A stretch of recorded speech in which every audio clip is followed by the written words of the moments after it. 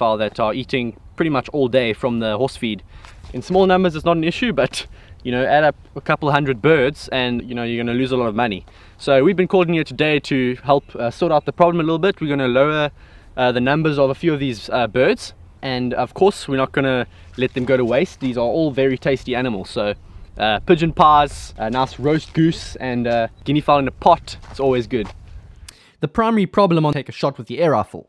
I also took the opportunity to set out a few rock pigeon decoys, but after assessing the situation, however, we changed plans just a little bit.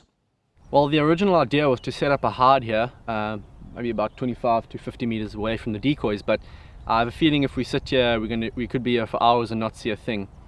These geese could land pretty much anywhere on the farm. So we're going to leave the decoys out here, get out on foot and take a walk around some of the open fields over the hill towards the ocean.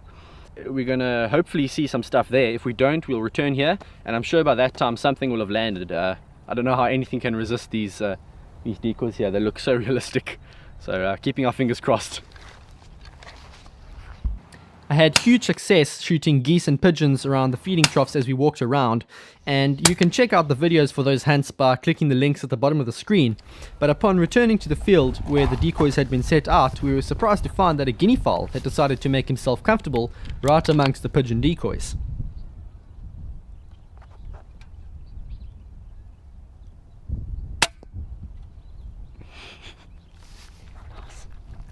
Solid hard shot.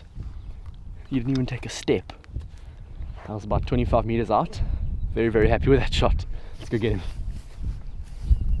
Well, unfortunately no geese came in today, but we managed to get this guinea fowl now, which proves that the decoys work.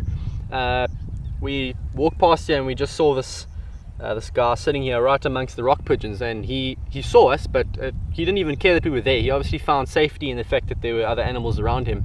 He was just walking casually amongst the rock pigeons like not a care in the world, and he had his head behind his body, so I thought I'd just go for a heart shot. I was close enough to take the heart shot and pull the trigger, and he went straight down. So I'm definitely very, very happy.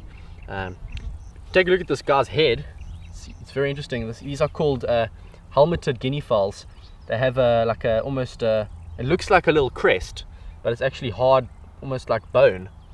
They've got a characteristic blue head and these two little red things on the side, flaps of skin, which make it kind of look like a turkey.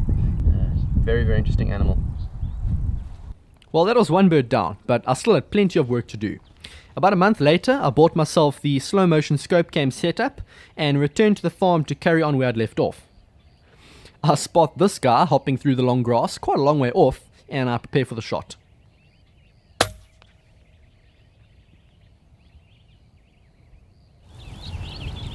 Yeah, he's completely dead. I'd be interested to see where I hit him. Oh, there you go. See his neck here? There's a huge cavity. Come check here. That is crazy. I hit him right there in the neck. It's a big hole. So that's a really good shot. Would have gone right through all his windpipe and his spine, straight out the other side, and he would definitely not have made it far. So that's great. The guinea fowl was surprisingly absent for the rest of the day, so we decided to call it quits and head back the next morning. This spot is only about 15 minutes from my house, so it's quite easy to just hop in the car and drive out whenever the weather looks good. It's great to be able to come here just down the road and just shoot the whole day and get some awesome animals and some food for the pot. It's something that most people don't get, you know. To have a spot so close to your house is almost unheard of, especially living in the city like I do. So it's a real treat to come out here. It's a great escape from the busyness of life. It's not long before we spot a bird again, and it's quite a distance away. This is by far the best shot I've ever taken on a guinea fowl, and I'll analyze it quite a bit in the slow motion replay, but just watch how this one plays out.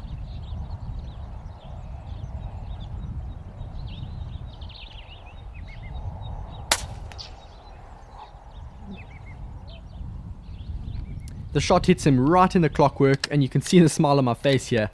I load up, hoping to get a shot on the second bird, but he is a really long way off now, and I'm not going to risk the shot. Yeah. That one's out. How's that, eh?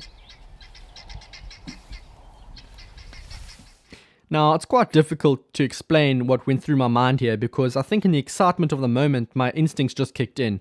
The first thing I needed to do was to estimate a range. Now, he was 55 meters away when I first saw him, but as he ran, he was getting further from me. The last thing I wanted to do was to hit him low, so I held for a 70-meter shot, knowing that he wouldn't be further than that. By doing this, I eliminated the possibility of a low shot. I did not want to injure this bird. The next thing I had to do was to figure out how far in front of the bird to aim. Remember, he's moving, so I had to time the shot perfectly, and this is the part that I can't really explain because I didn't think, I just did. It was all very subconscious. You can only do this with experience because you have to know the flight time of that pellet at different ranges, and I had hunted with a 900 feet per second rifle enough times to know more or less how long it would take for that pellet to reach him. The next thing I did was to pick a mark, in this case this flower over here, knowing that the bird would be passing by it at some point. This all happens very quickly, but I hold the crosshairs on the flower, knowing that the bird should be in the perfect position by the time the pellet reaches him, and I let that lead fly. The pellet hits about an inch further back than I would have liked it to hit, but the height is perfect and he goes down on the spot. These birds are known to be incredibly difficult to kill. They've been called the Sherman tanks of the bird kingdom. But with that pellet placed as well as it was, he didn't stand a chance. That was awesome. This is the first day I'm hunting with this gun, ever. And the first day I'm hunting with a scope cam. So I always knew it was going to be difficult, resting the gun with one hand. It's not easy. So I'm extremely happy. I'll give this gun 5 stars. Excellent. What makes this bird extremely difficult to shoot is the fact that they are really big in the body, which means that if you try to go for a heart shot or a spine shot, you have the risk of just messing it up and injuring the animal, which is not what you want. So trying to aim for the head is a possibility, but they've got these tiny little heads. It's not like the goose's head. They've got tiny heads, and it's just such a small kill zone. You can't really go for that unless you're really close, like within 20 to 30 meters. So I took a bit of a risk here going for the spine shot, but it paid off. I aimed really high so that if I did kind of mess up my calculations, the shot would have passed straight over him. I knew I wasn't any further than 65 to 70 meters, so I wasn't taking a risk with the hitting the breastbone. So there's a lot of meat on this guy. I'm going to take him home and cook him, as well as the pigeon. So it's great. Getting two animals in one sequence is awesome. Man, I'm stoked. And that is a wrap on the guinea fowl hunt. But no doubt I'll be back again at some point because there are still hundreds running around on this farm. There are plenty more hunting episodes just waiting on my hard drive to be uploaded, so subscribe to Air Arms Hunting South Africa to stay notified.